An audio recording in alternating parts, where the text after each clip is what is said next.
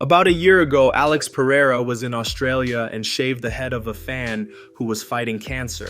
Fast forward to now, and Alex reconnected with that fan who's since beaten the illness. Alex shared a post on Instagram about it saying, "I am not an example of how to overcome obstacles as difficult as cancer, but here I bring you an example of someone who overcame cancer." Alex, would you be able to shave my head? I'm gonna lose it. And if anyone shaves it, I'd love it to be you. Nearly there.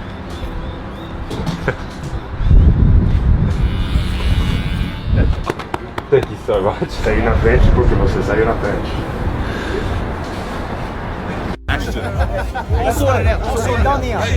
Pessoal, tô aqui, ó, o Alto. Não sei se vocês lembram dele.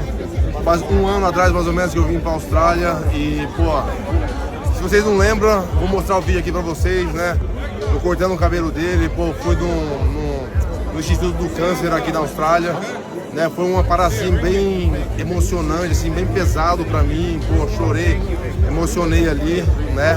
E, pô, ver a recuperação desse cara aqui, velho, quando ele falou pra mim que, tipo, ele tava treinando Muay Thai, mas ele teve que parar por causa do câncer, mas... Pô, foi lá, lutou contra o câncer, venceu o câncer e tá aqui, ó. Depois de meses, né, com tratamento e agora zerado do câncer 3 meses. Pô, é uma grande superação. Uma grande superação aí. Chama ou não chama? Chama! Pô, é isso aí, velho. Essa aí é pra inspirar, velho, todo mundo, velho. Isso sim é lutar, velho. Chama. Anthony Smith is set to face Jung Ming Young at UFC 314 on April 12th for his retirement fight. Ming Young is currently on an 11-fight winning streak. Anthony Smith, on the other hand, has won 2 out of his last 7 fights. Rob Font now has a new opponent since Dominic Cruz was forced to pull out of their fight at UFC Seattle next week. Font will now fight Gian Matsumoto, an undefeated Brazilian fighter with a record of 16-0. Rockhold roasted Rampage Jackson for getting a hairline tattoo. Rampage had this done years ago. I was losing my confidence a little bit because I was losing my hair, and I heard about SMP. Rampage posted footage to his Instagram. He wrote, "In this whole time I thought Luke Rockhold and I were boys. He flamed Bobby Green and me at the same time."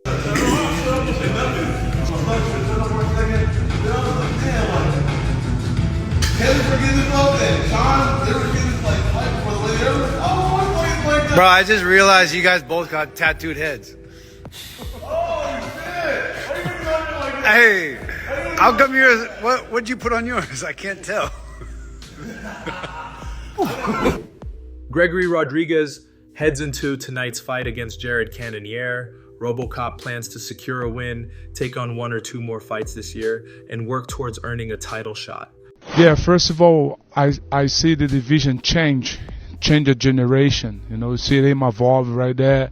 And a lot of important fights, like very decision fights, gonna happen in February, March. So we have me next week. You have a Brendan Allen and Fluffy, Anthony Hernandez. So there's a lot of change, and the belt fights just happened, and Dricus is still the champion. So, but I think that's the perfect time because all the middleweights and the top, especially the top 10, is fighting in this time. So, and I'll beat Jared Cannonier, and I'm not gonna wait so long to fight again.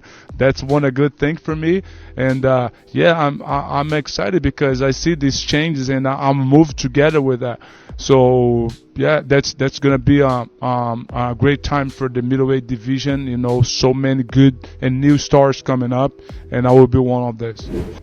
Kamaru Usman and Henry Cejudo had another debate over the potential matchup between Alex Pereira and Dricus du Plessis. Cejudo reacted to Alex's recent statement saying that Dricus is too small, dismissing this comment and favoring Dricus to win the fight. Usman strongly disagreed with Cejudo, referencing how large Pereira appeared when standing next to Dricus at UFC 312. Cormier brought up during fight night, and he says, I told Alex Pereira after the fight, he wants you, Pereira. Pereira goes, he's just too small. Seriously, Pereira goes, this man is just too small. I don't believe that one.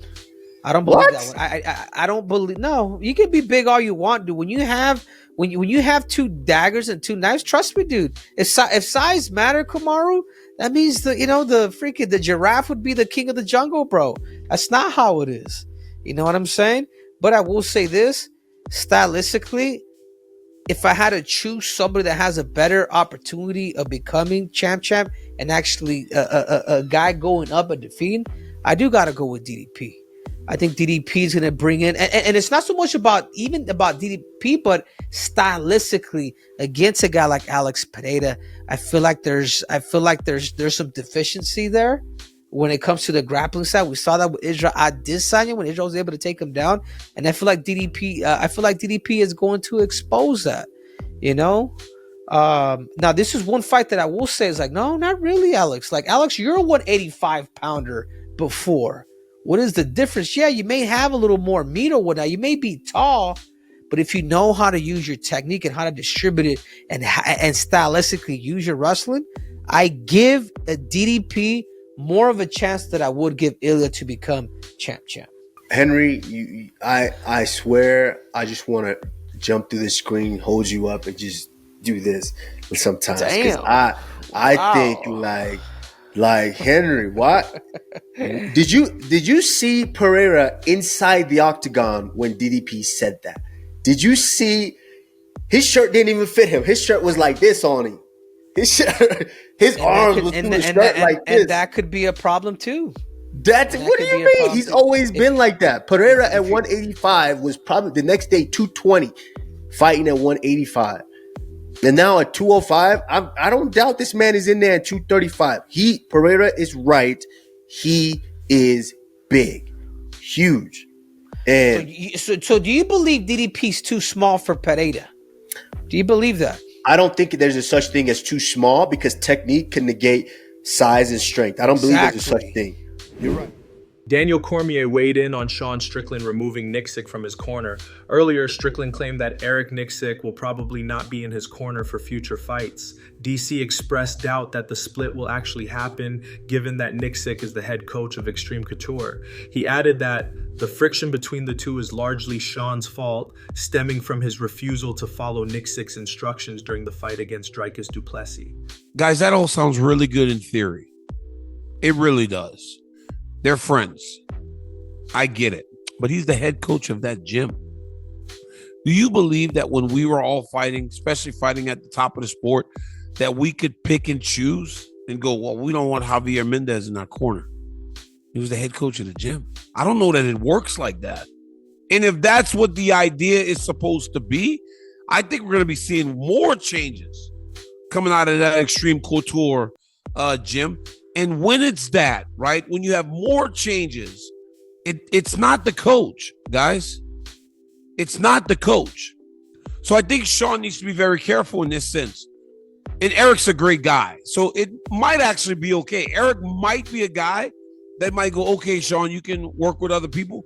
But I will tell you, in most instances, you don't get to just X out the head coach and go about your business freely.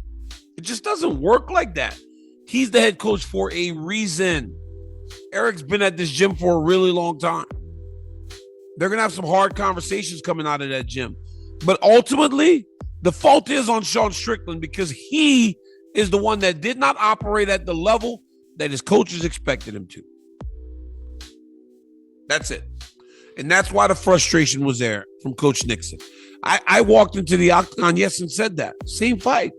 He goes, oh, yeah, we didn't really change anything. And they were very adamant leading into the fight of the changes that they needed to make. They knew what they had to do different. They knew and understood that the pace needed to be higher. Sean needed to be more active. But what happened in that octagon that made Sean Strickland go, I can't be more active? Ultimately, obviously, he went to the broken nose and everything. But up until that point, round one was an extension of what we saw in round 2, 3, 4 of fight number 1.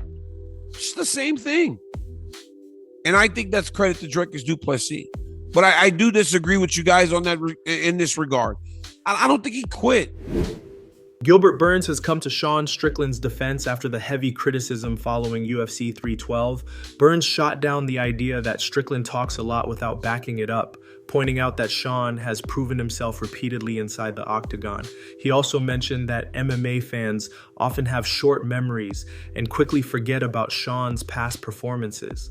Sean didn't get the distance. Sean was feeling, I don't know, maybe he wasn't feeling good, whatever. We're never gonna know, right? But to say, oh, he talks a lot, he doesn't back it up, I don't like that. I think the guy backed it up many times. He backed it up against Imavov, he backed it up against my guy Brandon Allen, he backed it up against so many guys, right? Paulo Costa, Adesanya. Bro, he beat a lot of the best guys, and people saying, oh, he just talks, he doesn't do much. I think that's very disrespectful. People have very short memory. It's the Reels day, you know, like it's the days that TikTok days that you sweep, you see something nice, and then swap again, and he's gone. But it was not long ago the guy was the champion, fighting everybody. He beat so many good guys, and people now who just talk. He talks a lot, he's crazy, but I like it, and the guy back it up, or he tries at least.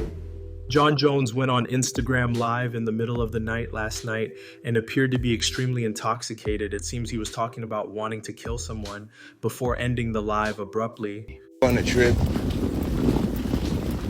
you get pissed off, disappointed. And as a dad, you just want to kill.